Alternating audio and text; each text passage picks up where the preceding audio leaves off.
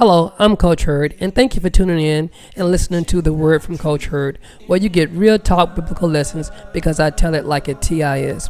Today's lesson is coming from Romans chapter 5 and the verses 3 and 4. And the Holy Spirit got the Apostle Paul to say, not only that, but we rejoice in our sufferings, knowing that suffering produces endurance, and endurance produces character, and character produces hope. The products of suffering, the title of today's lesson. The products of suffering. Here Paul is telling us something, that suffering, number one, shouldn't be strange to us. And when we are going through our trials and our tribulations, we should actually rejoice, because what it is doing is just forging us into a product to be successful.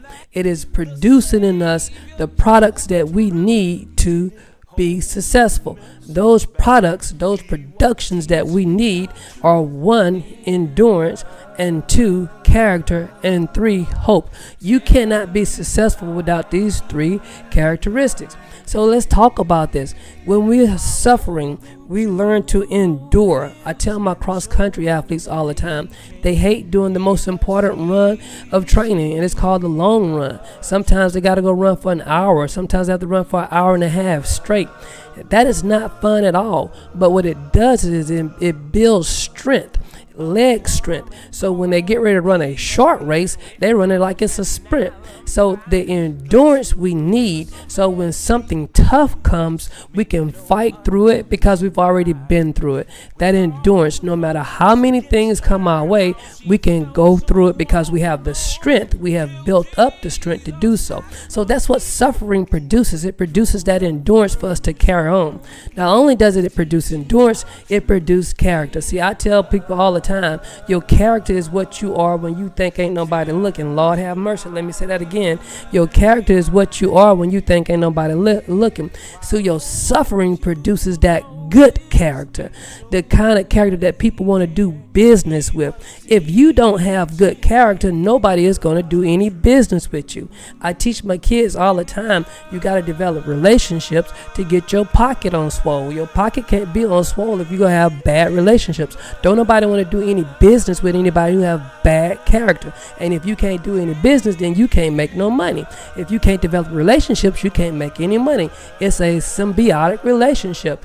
Character produces opportunities because people want to be around good people.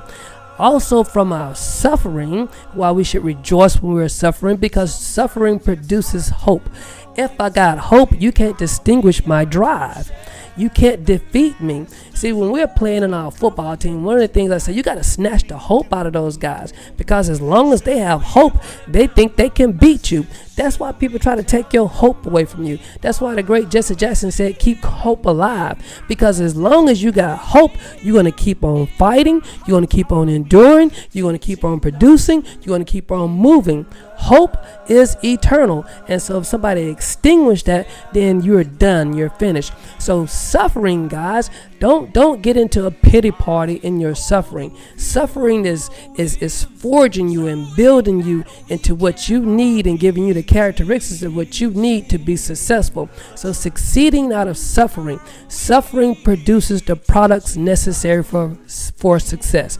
That's endurance, that's character, and that's hope. Hey, I'm done with this. It was good talking to you, and I'll catch you next week. Peace.